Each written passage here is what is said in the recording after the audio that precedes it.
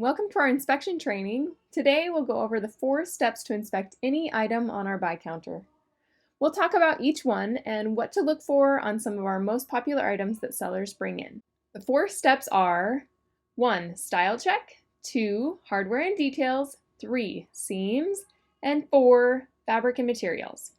First up, style check. We style check every item in our store. This saves us time from thoroughly inspecting items that we would never take in. This style check should take less than 5 seconds to decide whether this item is a maybe or a no. Remember, right now we're not taking anything for sure because we haven't inspected it yet. We'll look deeper into sorting in the next training, but I'll give you a little preview to start. So, what do we look for in a style check? What's the brand? Any item on our customer's favorite brands list should go in our maybe pile. Size. Is it a larger size? Any items large or extra large is something we want to make sure we take because they're so hard to fill those sections. Is it in the current lookbook? Any item we see on our current styles list, regardless of the brand, is something we want to take a look at. Is it a current season? Most items that are a current season are worth inspecting further. Out of season items and popular brands should always go in our maybe pile. Last thing, and this is maybe the most important, hold up the item and check for the overall condition. Look to your condition training for more details, but typically any item that is overly worn, obviously damaged, or dirty should quickly go in our no pile. Second thing, hardware and details. It's important to look at the details of an item first because many times after you've folded an item that you've decided to buy, the details become hidden or you waste your time unfolding and then refolding the item before you enter it in. This word scramble here shows a lot of the details we're looking for. The larger words show the most common details that we inspect. Buttons and zippers are the first thing you see, and we inspect every button and every zipper that come into the store. Screen prints, sleeve hems, or cuffs are another common item that can show wearing. Check for the other things like strings or ties on sweatshirts. Check fabric details like ruffles, layers, or gathers as well. The next one, seams. Look for holes in common places like armpits, side seams, and hems for gaps in stitching or loose threads. When inspecting sleeves and underarms, it's important to pull the sleeves out, up, and across. I'll show you what I mean in our next video. Make note of any wide or messy stitches, which points to poor construction and cheap items. On distressed items like cutoff shorts or denim, trim those extra long threads to clean them up and make them look new again. We should always pass on items with holes larger than 1 finger. With distressing, be cautious about items with holes larger than 3 fingers and ask a master buyer if you have questions. The last step, and this is the exclamation point to our inspection process, it is crucial to your success as a buyer. Like I said, this might be the most important step, so don't skim over it. Fabric and materials. Make note of any high quality fabric or material that is very sturdy that doesn't show wearing, especially if it doesn't have pilling on it, but you can tell that it's been washed. These items will typically be more expensive. Now that so many fast fashion fabrics are made very cheap, it's very common to find small pinholes, and the best way to inspect the condition is to stretch large areas at once. Look to your condition training for other signs of wearing, pilling, holes, and stains. As part of your certified buyer training, you will submit your own inspection videos. Your manager will record you inspecting 4 items from our store: a long sleeve button-up shirt, a short sleeve graphic tee, 1 pair of designer denim, and a designer purse. Each video should be under 2 minutes, and please don't stress about it. The first thing you'll do is lay it on the counter and style check. So make sure if this is something that we would take, you know, here we have a popular brand, and so I'm automatically going to be looking at it. If it's not a brand that we typically buy, then checking the style and making sure that it's a style that we want to take. Before you spend any time inspecting, decide whether you want it in the store or not, and then just double check that it's going to work. So now the style looks great. The first thing we do is check for details, and so we have a bunch of buttons on here. I always just run my hand over them to make sure that they're like on there well enough. Make sure that they're not missing. I know there's some buttons back here, so I'll check all these details, and those look great. The next one is seams, and so the most important is to check the armpit seams or the down the side. And the best way to do that is to pull it out and looking here. Up, you look at the armpit, and then over, you can look at the like seams on the back, and then down here too. So same on the other side, pull it out, up, scan all the way down and across. And now I'm checking all of these. Where this shirt is really soft, I would expect there to start getting holes if there's wearing. So just making sure you're stretching out that sleeve as you're inspecting it. And then the last thing we check is the fabric or the material. So the easiest way to do that is to stretch it out in large portions. So I usually use my full arms to do this. The other thing to do is just smooth out large areas. You want to look at as big of an area as possible, so you're not like doing it a million times. So when you're looking at the sleeve, stretch out the entire sleeve, front and back. On the other side, same thing, and then check the back. The last thing we'll look at is the collar, and just double check that it's not like stains or it doesn't fold over and doesn't come back, or like just make sure that it's still pliable and lays well. So this looks great. All right, okay, here we got a pair of designer jeans. First thing we'll do is style check. Again, making sure that this is a style we take.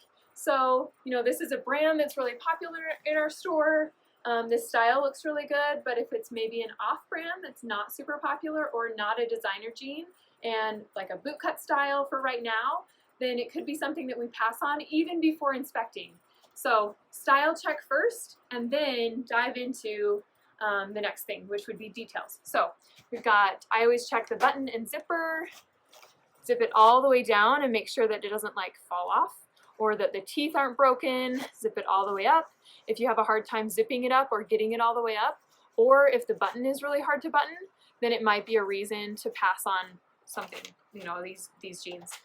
Checking all these rivets to make sure that they're attached well. You know, we can look at the back for the same thing.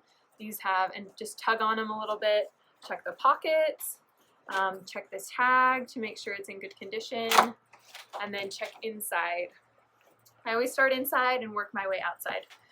We're always looking on the inside of jeans, especially for stains in the crotch, which is not super pleasant, but it's always necessary. And then while you're here, open up the back and look through the jeans to see if there's any holes, especially right on the pocket corners is really common. These are reinforced, and so I'd be shocked if there was a hole here, but on, you know, not Rock Revival jeans, then you may find holes on the pocket corners. And the easiest way to find them is to hold them up and just shine them like at a light. All right, so details look great. The second thing we're checking, or the third thing we're checking, is the seams. The most important one is the inside. You'll see a lot of wearing, especially on larger sizes. And so we want to make sure that, you know, these are in good condition. Also the hems. On men's jeans or bootcut jeans where they touch the floor, you'll see a lot of wearing on the bottom or stains, and so that's the best place to look. I always look inside just to see if there's any, if they've been hemmed, if there's any stains, and you know, stretch it out and check it out. So the seams look great. We can check the belt loops here for those seams as well, and just looking again, making sure that there's no hidden holes on the pockets. The last thing we'll look at is the fabric. We want to look at large areas. So this is kind of, I call the splash zone, where people, like, there's a lot of stains, or that's right where your hands gravitate towards. So if there's greasy stains, they're going to be right here where their hands are. And so stretching it out, you'll be able to see them a lot better. Checking the knees. This is another good place for stains. If there's distressing on the denim, then stretching that out and making sure that there's not like large gaps of the weft thread is what it's called, and that it's all in good condition. So these look great. We looked at this other side, fold them up and look at the back, flip it over, check here. These look good. I always fold it in half and they're ready to buy. All right, the next one we're looking at is a graphic tee. So first thing we do is style check. You know, we've got like a cropped fit. This big graphic's really popular right now. And then the second thing we look at is details. so we're going to stretch out the screen print, make sure there's no cracking. I'm going to check the back. There's not a screen print on the back, so that looks good. The third one is seams with tees just stretching out the hem or the armpit. Like that, looks good. And then check the fabric. So the easiest way to do this is to stretch out the bottom hem. This is where you'll find a lot of those pinholes from like jeans or whatever. We also want to look at the top for stains, kind of like jeans. This is the splash zone. This is like, obviously, food drops out of your mouth and it's going to be in the middle of your shirt. So stretching out large areas is really important. And then flip it up, look at the back, and good to go. All right, here we have a purse.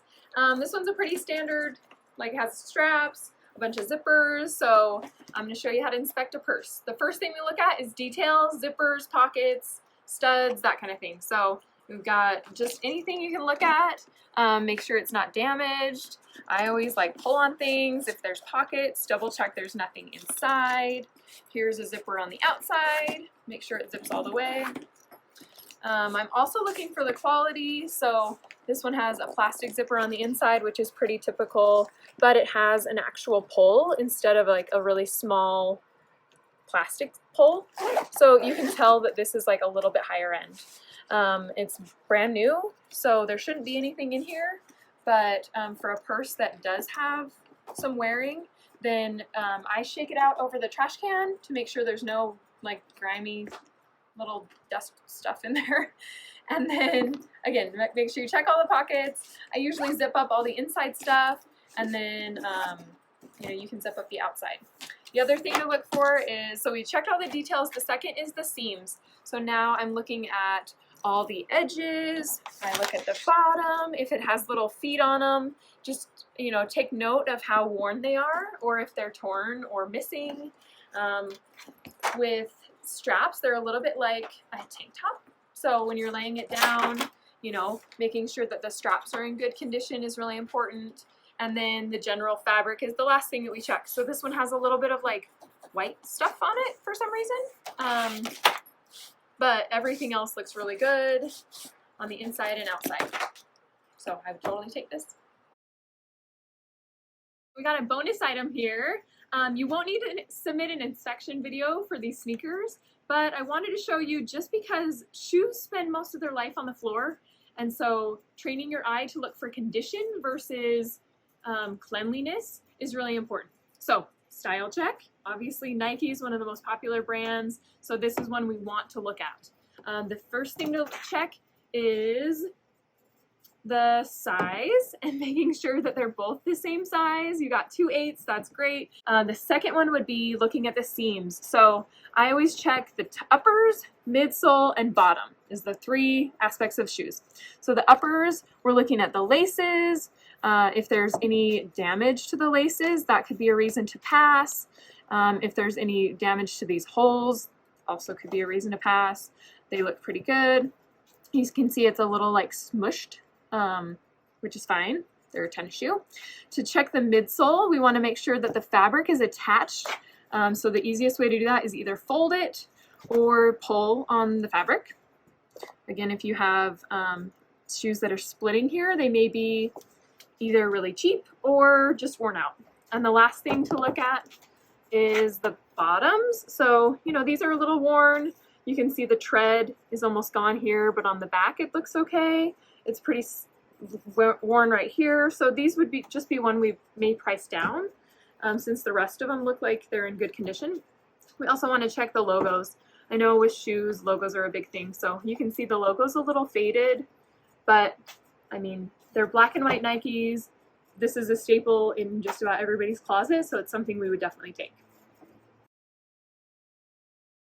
Okay, one more bonus item. We have a coat, and I know winter coats should typically take longer to inspect, and so we want to make sure we're very thorough. So, style check. It's a furry coat, looks great. We take almost all winter coats, especially name brands, making sure we're pricing them up. The second thing we're looking at is the hardware and the details. So we got a zipper here. There's a lot of details with winter coats. Here's a sock that we should throw away. we're looking inside. If there's pockets inside or zippers inside, that's something we want to check. The big thing, if this is attached, is it zipped on? Is it up there at all? Some of these are removable, and this one's a pretty basic coat, but just making sure you're checking all the details. The third thing is the seams. So just like we look at our long sleeve shirts, we want to look at all of the fabric. I also check the inside of winter coats, just because this is where most people put their hands, like inside the coat. And so you'll see more wearing inside, or even amounts of wearing inside and outside. So you can see this one has more pilling inside than it does on the outside, which is pretty typical. The last thing we're looking at is the fabric. So looking at the general fabric, if there's stains, using your water spray to get that off. A lot of them are waterproof, so it comes off really easy. And then that's not a big deal. Making sure that you're checking that coats are clean. I know most people don't wash their coats before they bring them in because they're kind of hard to wash. This one's a dry clean only. And so just making sure, if we can spray it and wipe it off, then that's great. If it smells, then we probably have to pass on it.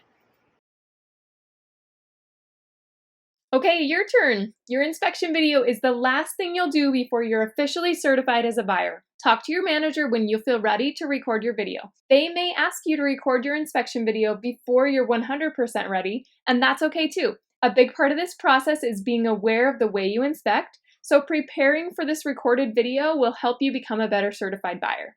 What do we look for? We want to make sure you hit all 4 steps. Remember, style check, details, seams, and fabric. How thorough are you when inspecting? Do you check pockets? Are you looking inside? Are you stretching everything out the way you need to?